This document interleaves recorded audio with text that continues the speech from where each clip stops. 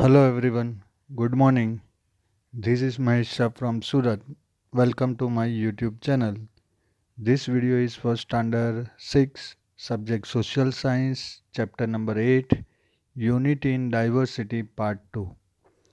So in last video we discussed about the importance of the unity and what kind of diversities are there in our country about custom, religion, region, language, caste, creed, festival, food, that all we discussed in our last video. Now in this video, we have to understand why we have to respect this unity.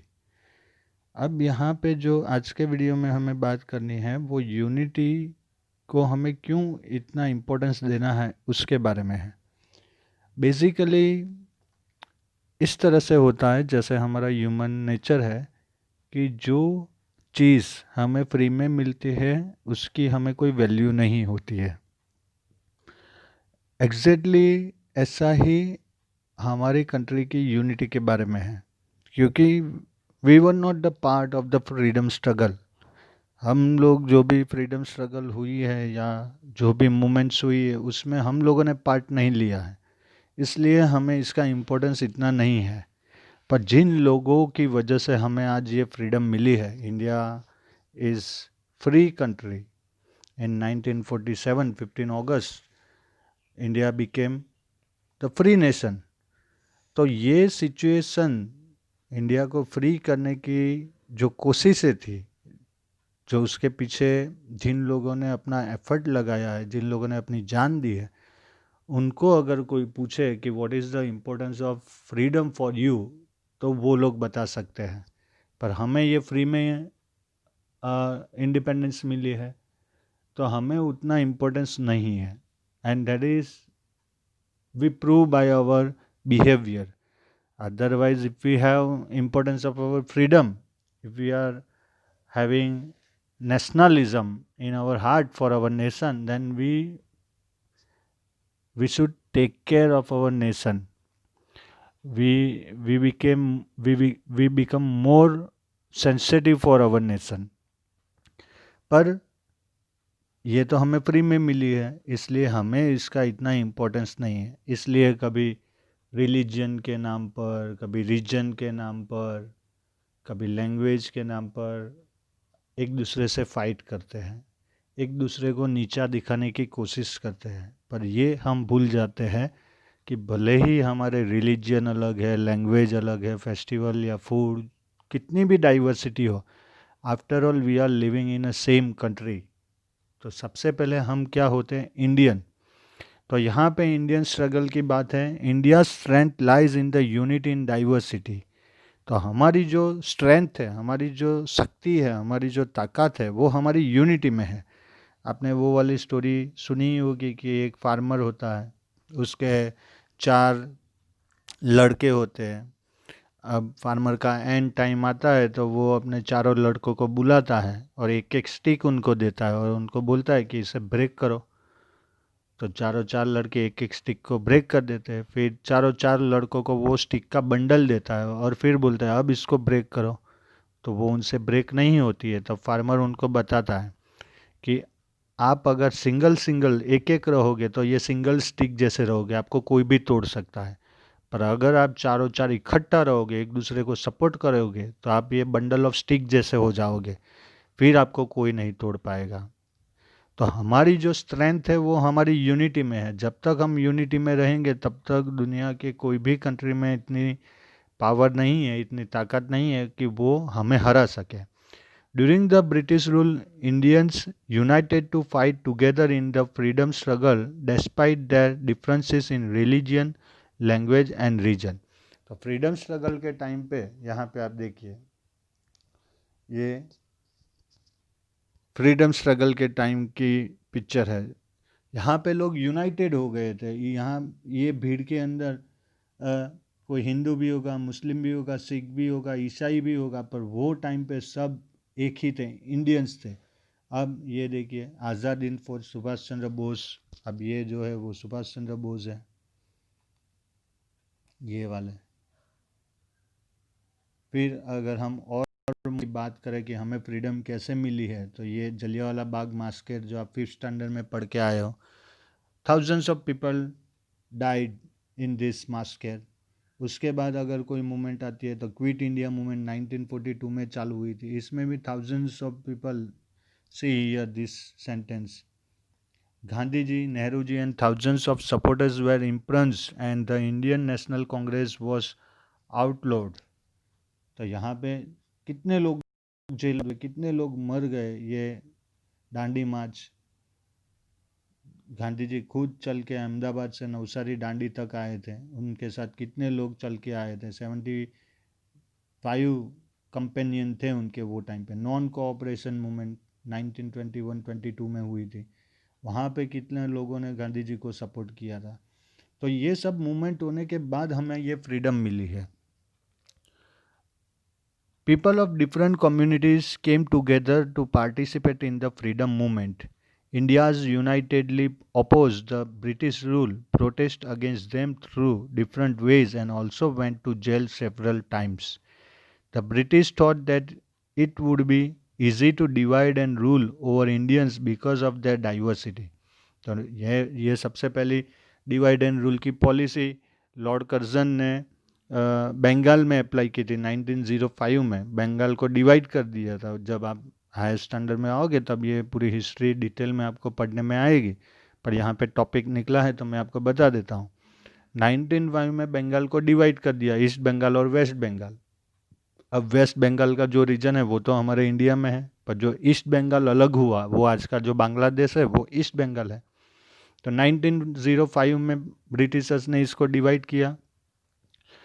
यहाँ पे impact ऐसी हुई कि पूरे India ने बंगाल के division का oppose किया और 1911 में ब्रिटिश गवर्नमेंट को वापस बंगाल को यूनाइटेड करना पड़ा। And this is the power of unity, यहाँ से दिखता है। तो ब्रिटिशर्स ने ऐसा सोचा कि भाई इंडियंस इतने सारे हैं, हिंदू है, मुस्लिम है, सिख है, ईसाई है, इनके अंदर आपस में लड़ाई करवा देते हैं और फिर हम उनके ऊपर रूल करेंगे easily. But the Indians proved that even though they are different from each other, they are united and stand as one against the British rule. पर ब्रिटिशर्स की ये जो सोच थी वो हमारे जो इंडियंस थे, हमारे जो एंसेक्टर्स थे, उन्होंने रॉन्ग प्रूव कर दी। कोई डिवाइड नहीं हुआ, सब यूनिटी में एक दूसरे के साथ खड़े रहे और इस तरह से हमने प्रूव किया कि जो आप सोचते हो हमें डिवाइड करना वो इम्पॉसिबल है। This has proved that our freedom fighters had immense patriotism. तो यहाँ से ये प्रूव होता है कि हमारे जो फ्रीडम फाइटर्स थे उनके अंदर बहुत देशभक्ति थी, उसका 1% भी हमारे अंदर नहीं है। अगर 1% भी हमारे अंदर आ जाए तो इंडिया वर्ल्ड का पावरफुल नेशन बन सकता है। किस तरह से 1%? तो फर्स्ट क्लास से स्टार्टिंग करते हैं कि क्लास में एक दूसरे को सपोर्ट करो। सेकंड, कहीं पे भी लिटर या कचरा पड़ा हुआ नहीं होना चाहिए। अगर किसी और ने भी डाला है तो हमारी मोरल ड्यूटी समझ के हम खुद उठा के उसको डस्टबिन में डालेंगे। ना ही सोसाइटी के आजू बाजू, ना ही घर के आजू बाजू, ना ही स्कूल में, कहीं पे भी नहीं। लाइट को सेव करो, इलेक्ट्रिसिटी सेव करो। क्लास की लाइट फैन चालू है उसको बंद कर दो, घर के लाइट फैन चालू है उसको बंद कर दो। सोसाइटी में अगर डे टाइम में लाइट्स चालू है तो किसी एल्डर को इन्फॉर्म करो। सेव वाटर, जब रिसेस ड्यूरेशन आप पानी पीने जाते हो तो टैप नल अगर खुला छोड़ दिया है किसी ने तो उसको बंद करो, पानी वेस्ट मत करो। इस तरह से छोटे छोटे कंट्रीब्यूशन से हम ये प्रूव कर सकते हैं कि ये कंट्री हमारा है और इसको अच्छा और बेस्ट बनाना हमारी रिस्पॉन्सिबिलिटी है। तो ये होती है पेट्रोटिज्म, हमारी कंट्री के लिए हमारी फीलिंग, नेशनलिज्म जिसको बोलते हैं।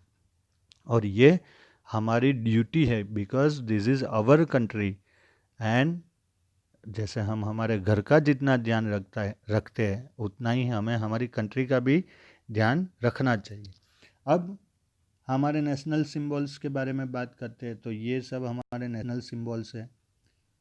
Indian rupee, national flag, mother India, national emblem, father of nation, national anthem, national song, national aquatic animal, national river Ganga river, national bird peacock, national animal tiger, national flower, national fruit, national game. तो ये जितने भी आप देख रहे हैं ये हमारे सब नेशनल सिंबल्स है और इसको हमें रिस्पेक्ट देना चाहिए। जैसे 15 अगस्त या 26 जनवरी रहती है तो वो दिन हम प्लास्टिक के या पेपर के फ्लैग लेते हैं। अब 15-20 मिनट्स तो हम उसको रिस्पेक्ट देते हैं, फिर शाम को जब घूमने निकलते हैं तो यही फ्लैग रोड पे गिरे होते हैं, उसके ऊपर से व्हीकल जाते हैं, किसी के पैर पड़ते हैं। तो ये हमें ध्यान रखना है कि ऐसा ना हो। जब भी नेशनल एंथम कहीं पे आप सुनते हैं तो उसको रिस्पेक्ट देने के लिए आप वहाँ पे रुक जाए, आप बैठे हैं तो खड़े हो जाए। तो ये हमारी मॉरल ड्यूटी है, because these are the symbols which represent our unity. Our national flag, national anthem, national song and national symbols were conceptualized during the freedom struggle। ये जो भी है वो freedom struggle के टाइम पे हमने फिक्स किए थे। Our national song and flag maintain our trust in our unity and integrity despite our diversity। हमारा जो नेशनल सॉन्ग है, नेशनल फ्लैग है, वो प्रूव करता है कि हमारे अंदर भले ही कितनी भी डाइवर्सिटी है, कितने भी डिफरेंसेस है, पर हम यूनिटी में है। The flag was use all over India as a symbol of our unity against the British rule. जब इंडिया क्रिकेट मैच जीतता है तो कैसे इंडियन फ्लैग फ्लर होते हैं, कोई भी नेशनल फेस्टिवल होता है तो ये हमें प्राउड होता है। ओलंपिक में अगर इंडिया का फ्लैग नंबर 1 पे हो तो भले हमने ओलंपिक में नहीं खेला है, हमने खाली वो न्यूज़ पढ़े, पर जब ऐसे न्यूज़ हम पढ़ते हैं तो हमें कितना प्राउड होता है कि मेरा कंट्री नंबर 1 है। तो ये हमारे ट्रस्ट का सिंबल है।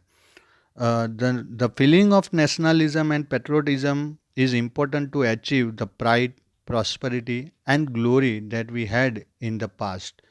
तो ये जो सिंबल्स है ये प्रूव करते हैं कि हमने पास्ट में जो भी अचीव किया है, जो भी हमारी प्रॉस्पेरिटी थी, हमारी ग्लोरी थी, उसके ऊपर हमें प्राउड है। तो ऑलवेज हमें ये नेशनल सिंबल्स का रिस्पेक्ट करना चाहिए। अब यहाँ पे आपकी टेक्स्ट बुक में एक सॉन्ग है ये वाला, ये आपको नोटबुक के अंदर लिखना है, पर मैं यहाँ पे एक बार प्रोनाउंसिएशन बता देता हूँ तो आपको पढ़ने में प्रॉब्लम नहीं आएगा। रंग रंगीला फूल अमे सौ रंग रंगीला फूल, भारत माने खोले खिलता रंग रंगीला फूल अमे सौ रंग रंगीला फूल।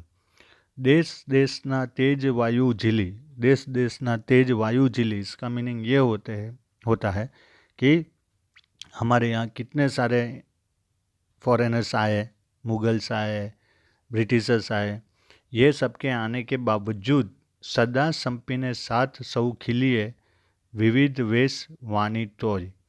यानी इसके बावजूद इतना हमारे ऊपर डोमिनेंस होने के बावजूद हम लोग साथ में रहे, हमारे ड्रेसेस अलग हैं, हमारी लैंग्वेजेस अलग है, फिर भी एक ज मानव कुल अमे सौ रंग रंगीला फूल। एक ज मानव कुल means we all are Indian. अमे आगे कदम सदा भरिए, it means we are taking steps forward. कदीक पड़िए कदीक अखड़िए, यानी कभी गिर जाते कभी संभल जाते हैं। तोय ऊभा थई पग मांडिए मंजिल, सुधारी लईने भूल। इट मीन्स कि जो हमारा गोल है वो जब तक अचीव नहीं होता है तब तक हम रुकते नहीं हैं। हमारी मिस्टेक होगी, मिस्टेक होना बुरी बात नहीं है, मिस्टेक को रिपीट करना बुरी बात है। मिस्टेक होने से नया सीखने को मिलता है, अगर मिस्टेक नहीं होगी तो नया पता नहीं चलेगा। तो मिस्टेक करते हैं, फिर उसको हम सुधार भी लेते हैं और फिर हम आगे बढ़ते हैं। विश्व आखू कुटुंब छे अमारू, the whole world is family, वसुदैव कुटुंबकम। जागे जगे घूमवानू लागे सौने प्यारो। इट मीन्स आप वर्ल्ड की सभी कंट्री में जाइए, कहीं ना कहीं आपको कोई ना कोई इंडियन मिल ही जाएगा, पंजाबी हो या महाराष्ट्रन हो या कर्नाटक का हो या केरला का हो, क्योंकि हमें ये अच्छा लगता है पूरी दुनिया देखना। संग गीत ललकारिये सुरीला मंजूल, और साथ में हमारा एटीट्यूड जो है हेल्पिंग नेचर, हैप्पीनेस, ये सब हमारे एटीट्यूड में आता है और इससे हम पूरी दुनिया को इम्प्रेस करते हैं। We can make India more prosperous if we work together for its progress and development. तो हम इंडिया को और प्रॉस्परस बना सकते हैं। जैसे 16 17 सेंचुरी में इंडिया की प्रॉस्पेरिटी इतनी थी कि जिसको देख के ये फॉरेनर्स हमारी कंट्री में आए। तो हम इंडिया को वापस वैसा प्रॉस्परस कंट्री बना सकते हैं अगर हम यूनिटी में रहेंगे तो this is the concept of this chapter and message of this chapter. अब यहाँ पे जितना भी आप स्क्रीन के ऊपर टेबल्स दिख रहे हैं, ये सॉन्ग दिख रहा है, वो आपको लिखना है। लास्ट में यहाँ पे एक एक्सरसाइज है, वो आपको सॉल्व करनी है। अब इसमें अगर आपको कोई भी प्रॉब्लम आए तो आप मुझे टेक्स्ट करके पूछ सकते हैं। चैप्टर छोटा है पर हमने यहाँ पे मैंने थोड़ा उसको डिटेल में आपको समझाया है। आपने जो फ्रीडम स्ट्रगल के पिक्चर्स देखे, नेक्स्ट सेमेस्टर में जब हम हिस्ट्री के बारे में बात करेंगे तो इसके रिगार्डिंग जलियांवाला बाग मूवमेंट है या क्विट इंडिया मूवमेंट है या दांडी मार्च है, उसके रिलेटेड हम डिटेल में भी उसको डिस्कस करेंगे। तो बहुत ही अच्छा चैप्टर है। ये चैप्टर हमें ये सिखाता है कि यूनिटी का इम्पोर्टेंस क्या है। और फाइनली ये ऑलवेज़ हमें याद रखना है कि इंडिया हमारी कंट्री है, जैसे हमारा घर है। हम हमारे घर को जिस तरह से बेहतर बनाने के लिए, आपके मम्मी पापा को देखो, पापा कितना हार्ड वर्क करते हैं, मम्मी भी कितना घर में साफ़ सफाई का ध्यान रखती है, और हम चाहते हैं कि हमारा घर अच्छा हो, सबसे अच्छा हो। इसी तरह ये कंट्री भी हमारा घर है। It is our moral responsibility to make our country the best country of the world. तो फ्यूचर जनरेशन आप हो, अगर ये सब आपने अपनी रियल लाइफ में इम्प्लीमेंट किया, यानी अभी से आप यूनिटी का इम्पोर्टेंस समझोगे, यूनिटी बिल्ड करने के ट्राई करोगे, तो इंडिया का फ्यूचर बहुत ही ब्राइट है। तो यहाँ पे हमारा ये वीडियो ख़त्म होता है।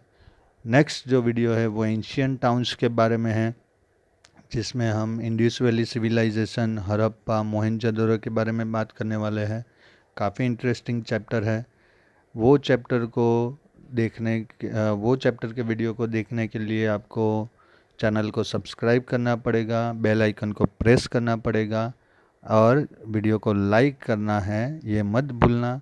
और मैं आपको कहना भूल गया कि जब भी एजुकेशनल वीडियो देखते हैं हमें ठीक से बैठना है, नोट पेन साथ में लेके बैठना है, और जो भी इम्पोर्टेंस नोट्स है वो हमें लिखते जाना है, क्योंकि वो नोट्स हमें रिवीजन के टाइम में हेल्प में आते हैं। तो ये आपको ध्यान रखना है, ठीक है। Till then, stay home, stay safe, God bless you, thank you very much.